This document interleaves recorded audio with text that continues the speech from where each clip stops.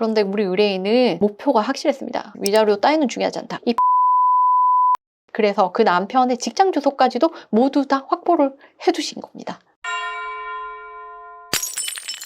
제가 지금까지 1000건이 넘는 사건을 진행하면서 직장 내 불륜 위자료로 3천만 원을 받은 적도 있고 1억 2천만 원의 합의금을 받았었던 적도 있었습니다. 오늘은 이러한 경험을 바탕으로 어떻게 하면 합법적으로 상간자들에게 위자료를 충분히 받아낼 수 있는지에 대해서 자세하게 설명드리겠습니다. 상간소송은 사실은 민사상 인정되는 불법행위 손해배상 청구입니다. 민법 750조에 손해배상 청구라는 게 있는데 우리나라에서 이야기하는 손해배상은 세 가지예요. 적극손해, 소극손해, 그리고 위자료입니다. 적극손해. 우리가 교통사고 생각하면 좀 쉬운데요. 교통사고를 당했다라고 하면은 내가 당장 당해가지고 팔이 부러져서 이걸 치료해야 된다라는 치료비가 필요하겠죠? 이걸 적극손해라고 해요. 그러면 소극손해는 무엇이냐? 내가 팔을 다치고 다리도 다치고 해서 당장 내가 어디 갈 수가 없어. 입원이 필요하대요. 입원하는 동안 우리가 직장생활을 못하고 돈을 못 벌잖아요. 우리가 벌 수 있었는데 못 버는 돈, 일실손해라고도 하고요. 이걸 소극손해라고 해요. 그러면은 위자료는 무엇인가? 정신적 고통에 따른 손해배상입니다. 그래서 우리나라에서 손해배상이다라고 하면은 이렇게 손해 3분설에 따라서 세 가지의 손해를 이야기를 하는 거고, 상간사건, 그러니까 내 결혼 생활에 이제 제3자가 침입해서 불륜으로 인해서 내가 결혼 생활이 파탄에 이르고 그로 인해서 난 정적 고통을 당했다라는 거에 대한 위자료 청구 소송, 이 세 가지 손해 중에서 적극손해와 소극손해를 제외한 나머지 정적 고통에 따른 손해배상 청구입니다.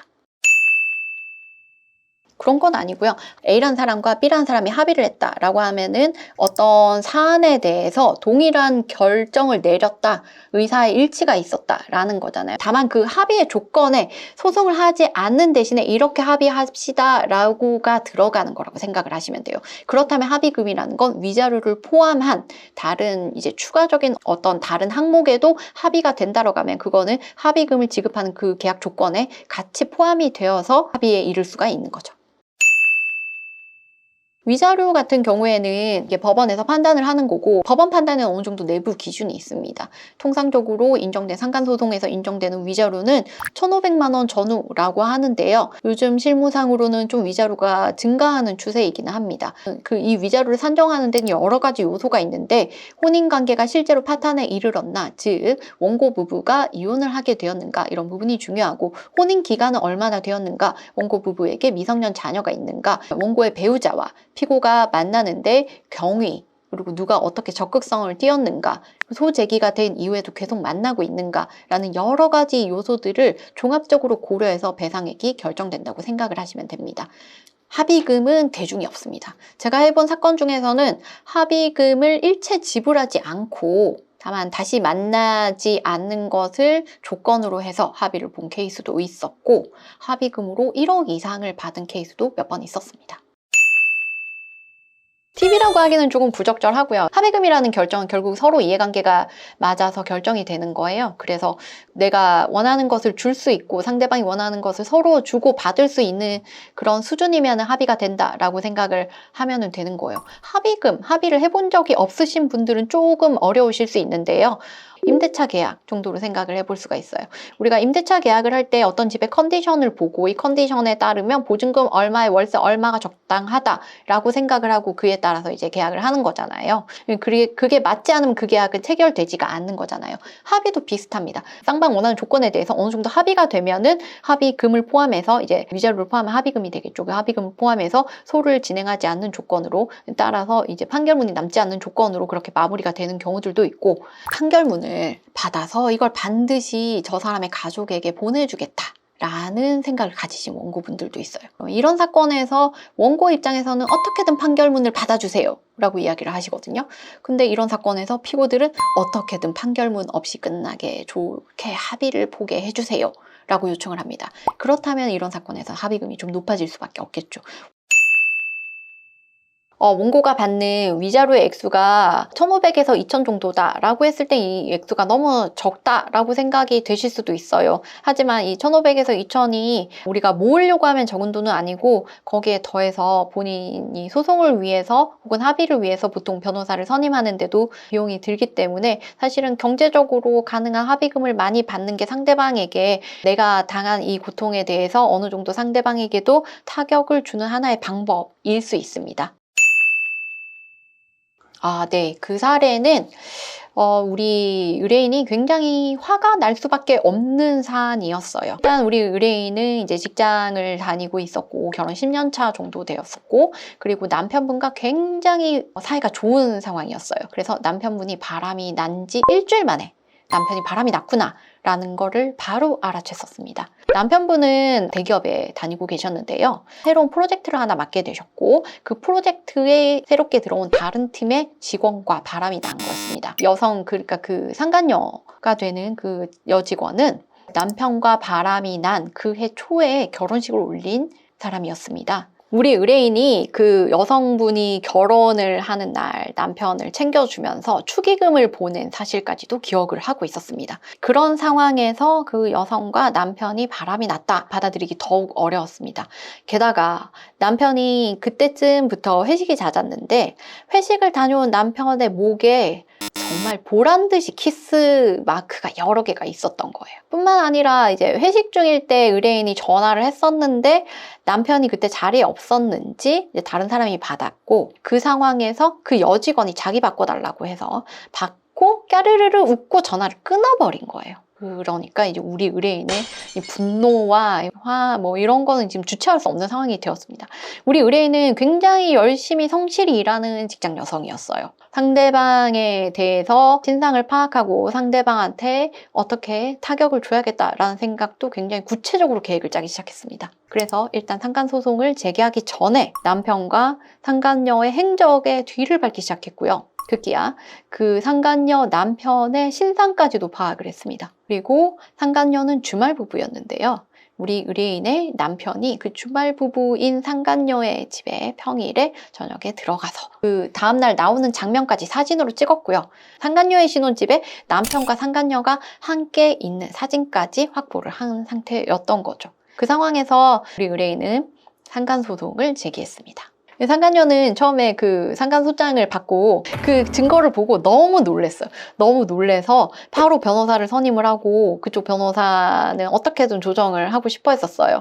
그런데 우리 의뢰인은 목표가 확실했습니다. 위자료 따위는 중요하지 않다. 이 판결문을 반드시 저 여자가 최근에 결혼한 결혼 상대방 그 남편에게 보내겠다. 그래서 그 남편의 직장 주소까지도 모두 다 확보를 해두신 겁니다. 상황이 이렇다 보니까 상간녀는 굉장한 압박을 받고 있었어요. 죄송하다는 표현을 하고 싶다. 편지를 어떻게든 써가지고 좀 마음을 누그러뜨릴 수 있는 방법이 없겠냐. 무릎을 꿇으라면 꿇겠다. 라는 이야기까지 전해왔습니다. 근데 우리 의뢰인한테 이야기를 전달을 했는데 무릎 꿇어서 내가 어디다 쓰려고 라고 이야기를 하시는 겁니다. 다 거절을 하셨고요. 자기는 그저 판결문을 받겠다. 라고 이야기를 하셨어요. 그 상황에서 소송이 중간쯤 진행이 되었을 때 우리 의뢰인이 갑자기 저한테 이런 걸 물어보시는 거예요. 가압류라는 걸 할 수 있다면서요? 라고 물어보시는 거예요. 그래서 네, 맞습니다.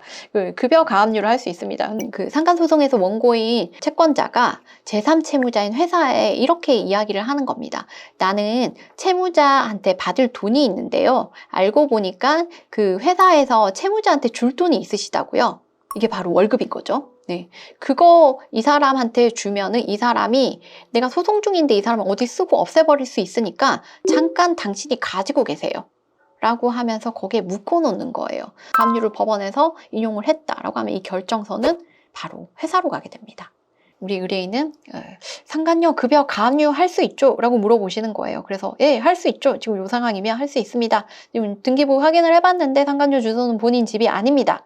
라고 말씀을 드렸고 바로 해주세요 라고 이야기를 하신 거예요. 그래서 소송 중에 상간녀의 급여가 가압류되었습니다. 상간녀는 아마 처음에 그 생각을 하셨을 거예요. 이제 어떻게든 남편에게 알리지 않고 이제 위자료가 나오면 본인이 책임을 져야지, 그 방법의 일환으로 어떻게든 급여를 막 이렇게 모아가지고, 소송이 진행되는 중에 급여를 모아가지고 위자료로 줘야지라고 생각을 했을 거예요. 근데 그 사이에 이제 가압류가 돼버린 거예요.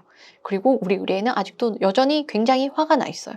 그러니까 이제 판결문도 남편에게 보낼 것 같고, 주말마다 잘 지내는지 막 물어보고, 예, 거기에 이제 급여 가압류 되고, 그러니까 사실은 이제 상대방 입장에서는 멘붕이 된 거죠.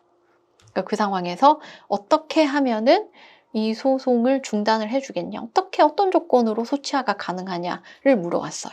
제가 저희 의뢰인한테 이야기를 드렸죠. 우리가 물론 복수를 하고 싶은 마음도 앞서고 있기는 하지만 적당한 선에서 합의를 보는 것도 하나의 방법이니 한번 생각을 한번 해보시는 게 좋겠다라고 이야기를 드렸었어요. 근데 거기에서 이제 우리 의뢰인이 본인은 반드시 판결문을 받아야겠다라고 다시 한번 말씀을 하셨습니다. 위자료 이거 3천 다 받아서 이거 뭐 할 거냐. 자기는 돈이 중요하지 않다라고 이야기를 하셨어요. 우리 의뢰인이 1억을 줘도 싫어요 라고 이야기를 하시는 거예요. 그래서 1억을 줘도 싫다.